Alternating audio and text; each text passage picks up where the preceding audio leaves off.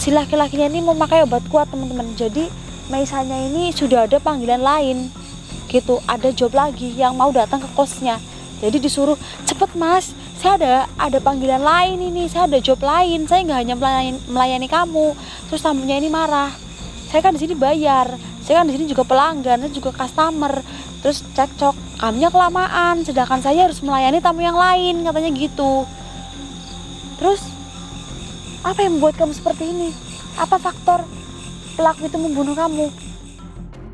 Assalamualaikum warahmatullahi wabarakatuh. Halo teman-teman, alhamdulillahirrahmanirrahim bisa bertemu dengan kesempatan kali ini. Dan seperti biasa saya ditemani dengan mas kameramen Mas Edi. Gimana kabarnya mas? Selalu sehat Mbak Fani. Alhamdulillahirrahmanirrahim. Teman-teman, saya baru aja sampai di lokasi ini ya. Baru sampai nih ya mas ya. Baru tebluk teman-teman. Jadi saya nggak jauh dari jalan. Tadinya mau mulai di jalan ya mas ya. Tapi karena ada apa ya, pondok pesantren ya mas ya tadi. Iya mbak. Jadi kayak ada suara musik-musik gitu teman-teman yang masuk ke dalam kamera gitu ya teman-teman. Jadinya takut mengganggu. Ya udah kita masuk ke dalam perkarangannya aja, nggak apa-apa ya mas ya. Jadi ini lokasinya luas banget teman-teman. Mas jadi boleh dicek. Iya mbak.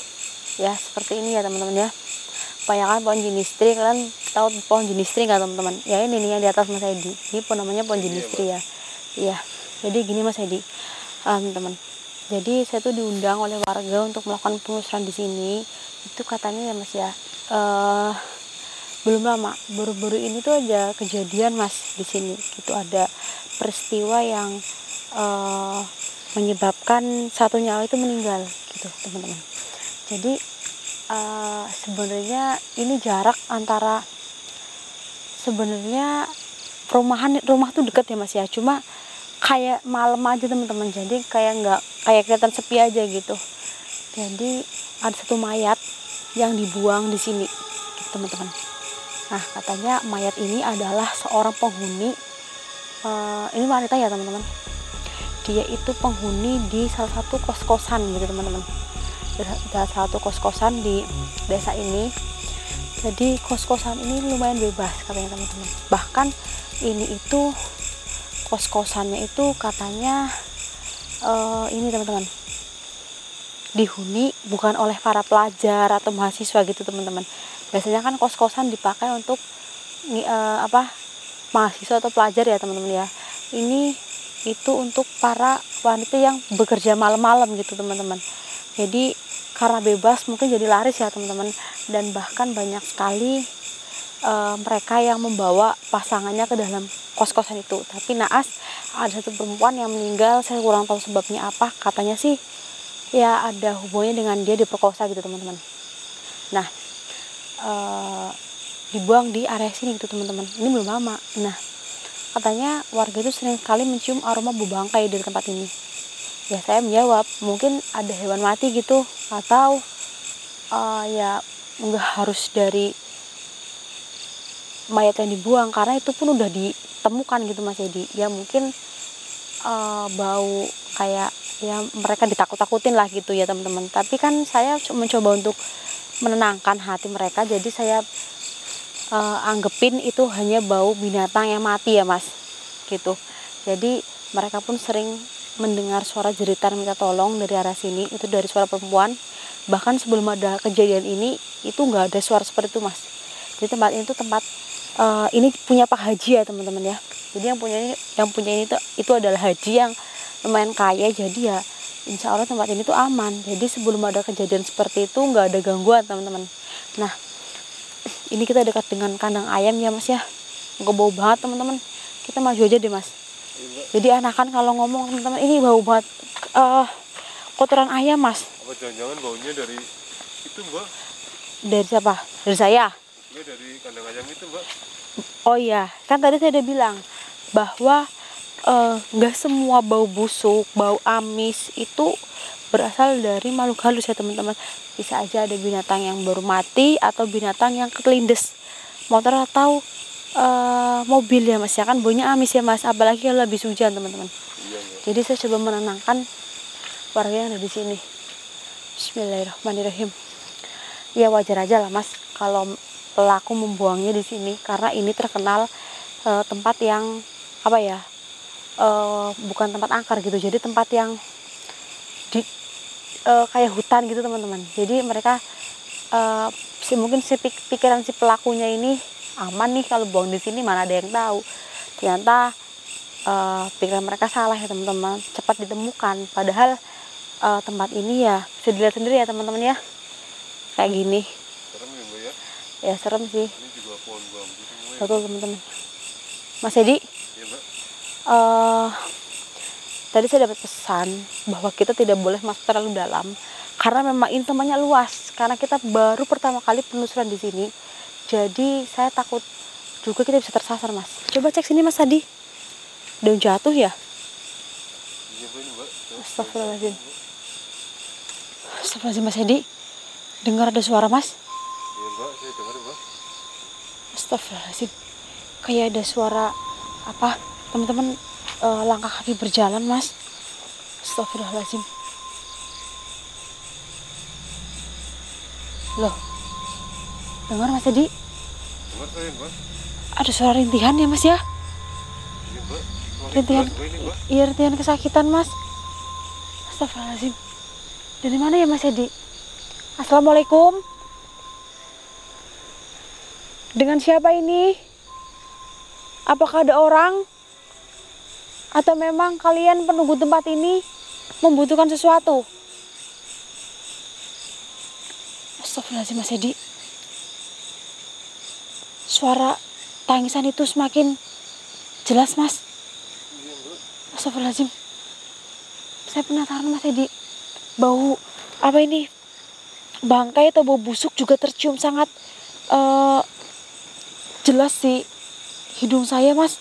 Apa saya wujudkan aja ya mas ya? Boleh mbak. Kalau bisa mbak. Bismillahirrahmanirrahim. Iya mas, ini saya nggak salah nih. Bismillahirrahmanirrahim.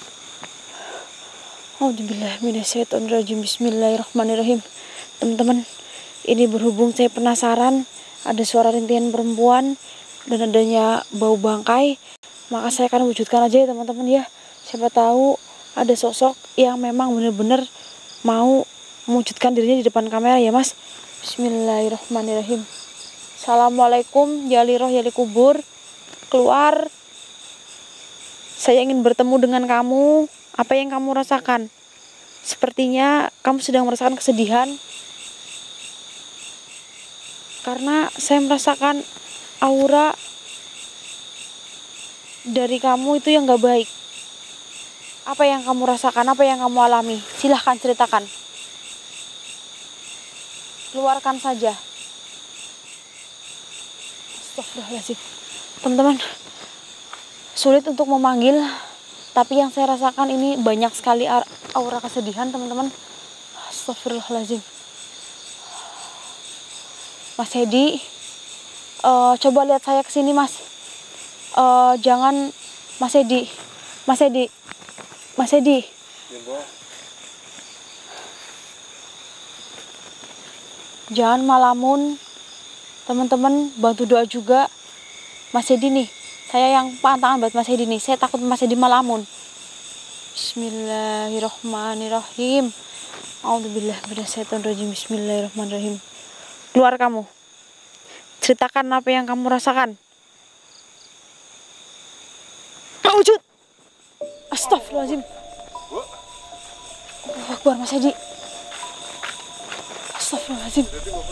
Ya Allah mukanya mas. Astagfirullahaladzim. Mas Edi jangan terlalu dekat Mas Edi. Astagfirullahaladzim. Allahu Akbar. Mas Edi jangan terlalu dekat. Jangan terlalu dekat Mas Edi. Astagfirullahaladzim. Astagfirullah. Mukanya rusak mas. Jangan terlalu dekat ya Mas Edi ya. Saya takut terjadi apa-apa dengan Mas Edi karena ini ada hubungannya dengan laki-laki mas. Kalau nggak percaya buktikan saja teman-teman. Astagfirullahaladzim. Mukanya hancur teman-teman. Dan di bagian mata pun sudah tidak ada bola matanya mas. Assalamualaikum. Dengan siapa saya berbicara? Meisa.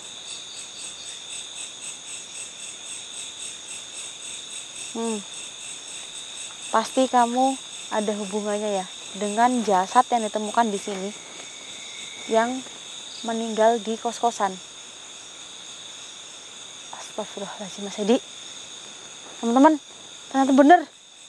Dia adalah arwahnya, Mas. Astagfirullahaladzim. Jadi Meisa, kamu arwah yang dulunya jasad itu dibuang di sini, yang belum lama itu. Astagfirullahaladzim. Saya dengar dari warga kamu meninggal di kos-kosan. Mohon maaf, kos-kosan itu katanya dihuni oleh para wanita yang bekerja malam. Apakah benar kamu salah satunya? Astagfirullahaladzim. Apa penyebab yang membuat kamu jadi seperti ini?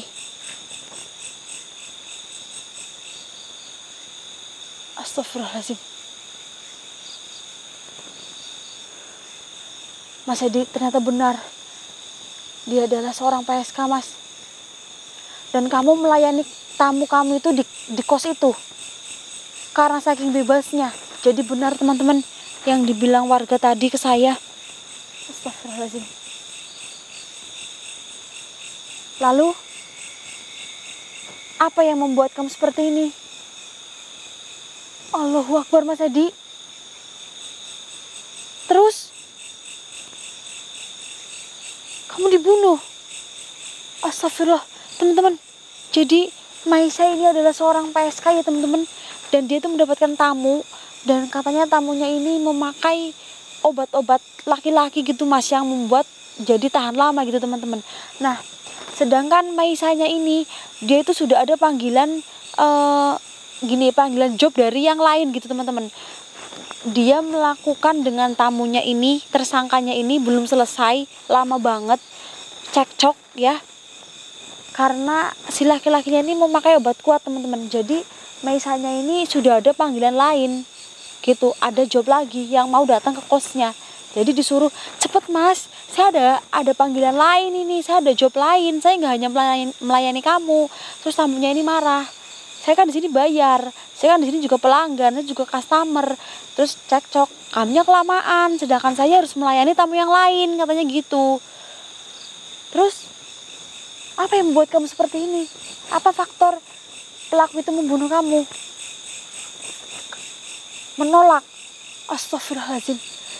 Meisa ini menolak teman-teman, menolak untuk diajak berhubungan lagi gitu, karena memang dia ada janji sama tamu yang lain, sedangkan tamu yang ini belum selesai. Si Meisanya menolak, terus mempunyai pikiran yang gelap ya mungkin teman-teman. Jadi si pelakunya ini membunuh Meisa dengan cara menyiramkan air panas yang ada di termos ke mukanya Meisa. Terus Meisa kan cantik, nah jadi benci kan, marah, disiram. Terus di lehernya itu seperti ini teman-teman gambarannya, ada kain hitam di dalam kos Meisa, itu dililitkan ke leher, diikat, terus diikat ya, udah diikat teman-teman, ditarik gitu, disiram dulu pakai air panas, terus ditarik lehernya pakai kain hitam teman-teman. Ini yang ada di gambaran saya ya, seperti inilah gambarannya teman-teman. Astagfirullahaladzim. Allahu Akbar. Kulitnya pun hampir terkelupas-kelupas juga, karena termos itu lumayan panas ya dalamnya teman-teman.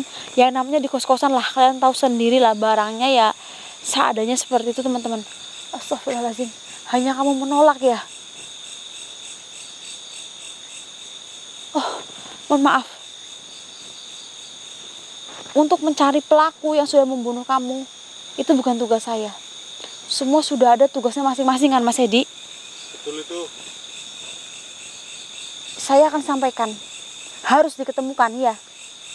Hah? Dia ada di sekitaran sini aja. Astagfirullahaladzim. Jadi dia belum pergi kemana-mana. Jadi masih terjangkau, masih di sini-sini aja. Baik, saya akan sampaikan bahwa pelakunya itu masih di sekitar sini-sini aja. Siap, saya akan sampaikan pesan kamu. Dan ingat ya, jangan pergi meninggalkan dendam. Biar semua Tuhan yang membalas. Astagfirullahaladzim, kamu juga mendapatkan siksa kubur. Oh iya Mas, dengan seorang PSK ya Mas ya, pekerjaan yang tidak benar teman-teman. Jadi dia juga mendapatkan siksa kubur. Astagfirullahaladzim, kata Amun sudah terlambat. Saya juga tidak bisa membantu kamu. Paling saya hanya bisa mendoakan kamu. Mendoakan kamu agar kamu merasa ya lebih enteng aja ya Mas ya. Karena didoakan itu pasti kamu akan tersenyum kalau didoakan. Semua orang yang sudah meninggal kalau didoakan pasti merasa dia tuh bahagia, tersenyum. Tidak merasa kesedihan di dalam kubur. Ya, saya akan sampaikan. Sekarang saya akan doakan kamu saja.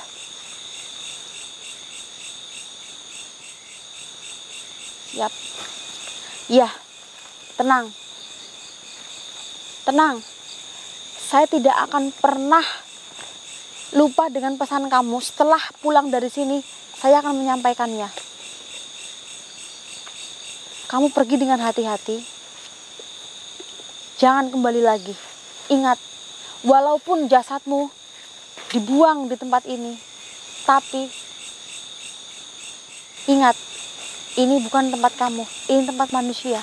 Jadi, gak selayaknya kamu dari tempat ini. Percayalah, kamu sudah dikasih tempat yang jauh lebih bagus daripada tempat ini. Ikhlas gak ikhlas, kamu harus menerima semua takdir Tuhan. Sekarang, kamu pergi dengan tenang. Semoga kamu husnul khotimah dan segala dosa diampunkan. Bismillahirrahmanirrahim. Al-Fatihah. Bismillah. Amin. Alhamdulillahirrahmanirrahim. Udah pergi Mas Edi, teman-teman. Astagfirullahaladzim. Ternyata benar dugaan warga sering mendengar suara rintihan dan bau busuk dari area tempat ini. Ternyata arwah dari Meisa yang meninggal di dalam kosan itu masih bergentayangan teman-teman, karena mencari pelaku. Astagfirullahaladzim.